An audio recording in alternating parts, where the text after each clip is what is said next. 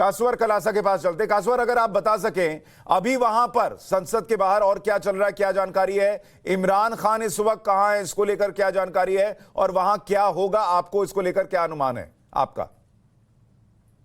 देखिए, बड़ी interesting situation है। जिस तरह हम बता रहे थे, जिस तरह आपने भी एक पॉइंट रेज किया है कि उनके जो घर के बाहर है वो पुलिस और रेंजर्स की बहुत ज्यादा तादाद उन्होंने लगा दी है। इसी सेम इज द केस के पार्लियामेंट के बाहर भी ऐसा हुआ है।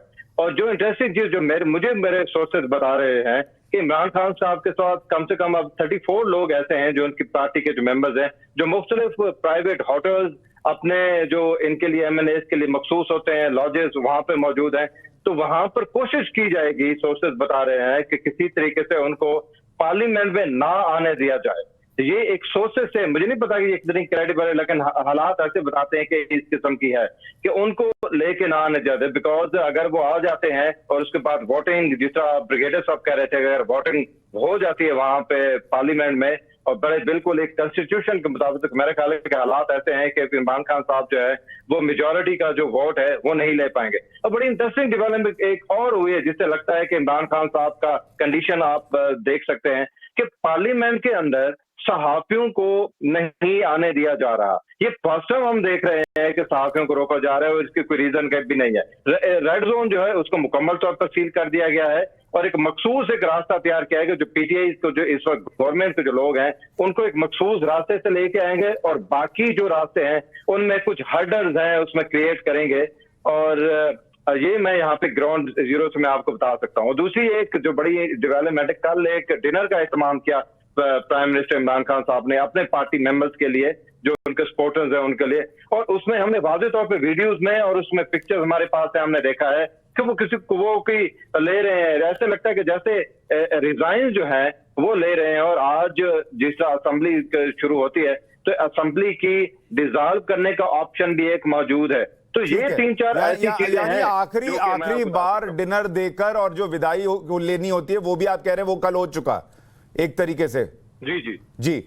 एक और बड़ी खबर आ रही है, वो पहले दर्शकों को बता दें, फिर मैं कर्नल रोहित देव और मेजर जनरल संजय मेस्टन के पास भी आता हूं। बड़ी खबर यह है कि देश को बांटने की कोशिश कर रहे हैं इमरान खान। ये शहबाज शरीफ आरोप लगा रहे हैं, देश को सिविल वॉर की तरफ झोंक रहे हैं।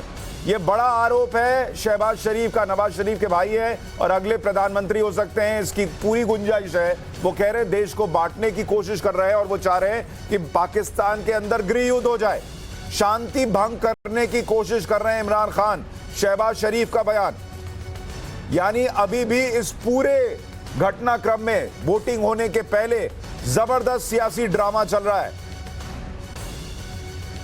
इमरान खान लोगों से कह रहे हैं आप सड़क पर आइए, शहबाज शरीफ कह रहे हैं ये तो गृह युद्ध करा देना चाहते हैं। ऐसे हालात बन रहे हैं। कर्नल रोहित देव, जो चल रहा है पाकिस्तान के अंदर, क्या इमरान खान की कुर्सी बचने की कोई गुंजाइश आपको दिखती है? ये आपका आकलन क्या है जो चल रहा है उसको लेकर?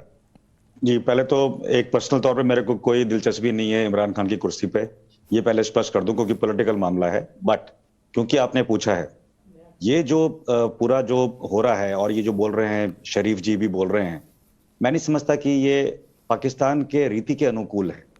पाकिस्तान की रीति में तो उनकी आर्मी जो चाहती है वो होगा ही होगा। तो क्या उनकी आर्मी चाहती है कि अराजकता हो? नहीं, ये एक फॉर्मूला है जो यूएस कैपिटल हिल से कट पेस्ट करके दर्शाया जा रहा है कि कैसे हो सकता है।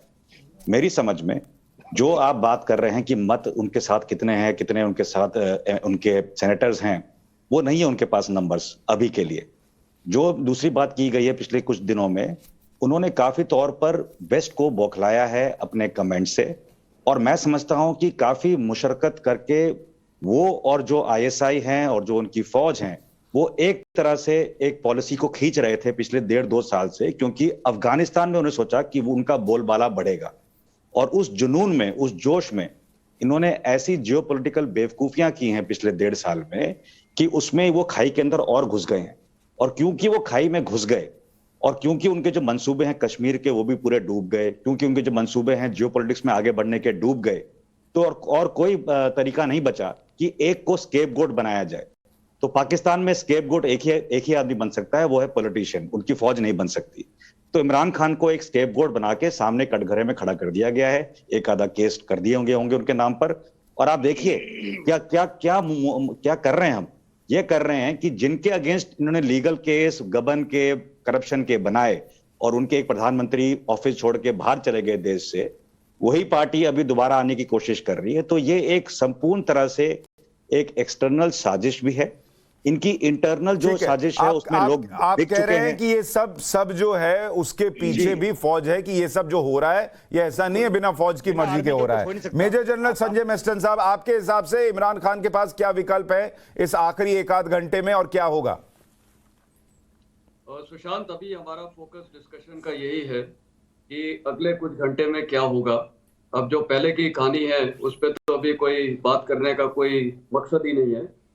मेरे को लगता है कि जो भी विकल्प हैं वो काफी लिमिटेड है। कुछ चीजें साफ निकल के आ रही हैं। पहली बात तो ये गेम अभी नंबर्स का है, नंबर्स में इमरान खान पीछे है, उसमें कोई डाउट ही नहीं है। अब दूसरा है कि इस पे मैनिपुलेशन की गुंजाइश है कि नहीं। तो जैसे एक प्रवक्ता ने यह भी बताया है आप ही के मतलब पाकिस्तान से कि वहाँ सिक्योरिटी बैरिकेड्स वगैरह किए हुए हैं और कोशिश की जाएगी कि सारे वहां पर ना आ पाए वोटिंग के लिए। पॉसिबल है क्योंकि सिक्योरिटी काफी लग गई है, वहाँ कंटेनर्स वगैरह भी लग गए, ब्लॉक कर दिया गया है, तो ये कोशिश की जाएगी। दूसरा, अगर सारे आ भी जाते हैं तो मेरे ख्याल एक ऑप्शन रहेगा कि सब रिजाइन कर दें, और जब ये सारे रिजाइन कर देंगे तो फ्रेश असेंबली इलेक्शंस के चांसेस हैं। और तीसरा है जो इमरान खान से एक्सपेक्टेड नहीं था।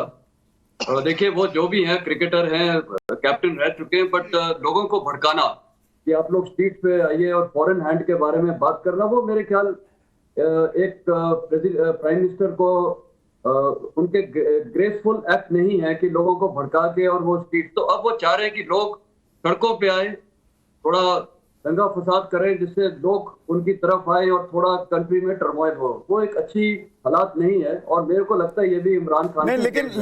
लेकिन मुझे एक बात बताइए ब्रिगेडियर हैरिस नवाज, क्या ये भी हो सकता है कि अगर लोग सड़क पर आए, टर्मोइल हो, थोड़े ऐसी स्थिति हो जो नियंत्रण से बाहर हो, तो ये तस्वीर जो है वो सेना को मौका देगी एक बार फिर अपने हाथ में चीजें ले लेने की, या चुनाव होंगे, इसकी गारंटी? नहीं, देखें, absolutely one thing very clear कि आर्मी ने अभी 1-1.5-2 साल से बिल्कुल इन्वॉल्वमेंट बंद की हुई है, एंड देयर इज 0% चांस के army is going to come and take over.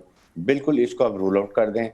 बाकी जो भी इनकी जो लीगल ऑप्शंस हैं बाय द स्पीकर और उसके अंदर असेंबली के अंदर, क्योंकि अब जो डिसीजन होना है दैट रिमेन्स एन ऑप्शन। उसमें जाहिर है कि जो हम बात कर रहे थे, एक्चुअली इमरान खान साहब को जो एतराज़ है, जो जिसकी वजह से वो ज़्यादा पब्लिक गए हैं, उन्होंने पिछले कुछ दिनों में अपना इमेज भी इम्प्रूव किया है, पार्टी के ग्राफ ऊपर ले गए हैं। KPK में आपने इलेक्शन देखे, उसमें उन्होंने काफ़ी स्वीप किया इलेक्शन के अंदर।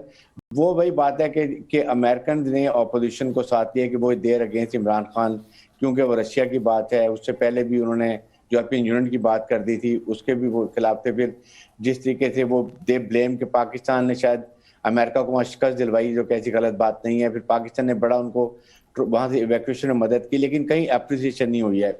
और जो केबल है उसमें बड़ा क्लियर लिखा हुआ है कि इमरान अगर वोट ऑफ कॉन्फिडेंस जो है वो नाकाम होता है तो ये बड़े सीरियस कॉन्सिक्वेंसेस होंगे पाकिस्तान के लिए, और Imran Khan has to be change. I think जिसकी वजह से वो ज़्यादा उनको एतराज़ है कि ये एक नॉर्मल नो कॉन्फिडेंस वोट नहीं है, बल्कि ये मिल के इंडिया की बहस के ऊपर अपोजिशन के साथ काफ़ी 4 महीने में मीटिंग भी हो चुकी है अमेरिकन नाज़िम नमूर के।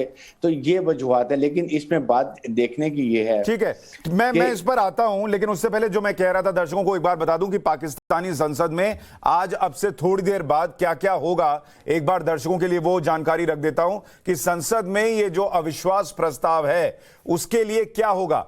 सबसे पहले वोटिंग से पहले घंटी बजेगी। किस तरीके से अविश्वास प्रस्ताव पाकिस्तान की संसद में होता है वो देख लीजिए। घंटी बजते ही सांसद सदन के अंदर आ पाएंगे और वहां पर पहुंच पाएंगे अपनी अपनी सीट पर। सांसदों के पहुंचते सारे दरवाजे बंद कर दिए जाएंगे और उसके बाद पक्ष और विपक्ष के लिए 2 दरवाजे खुलेंगे।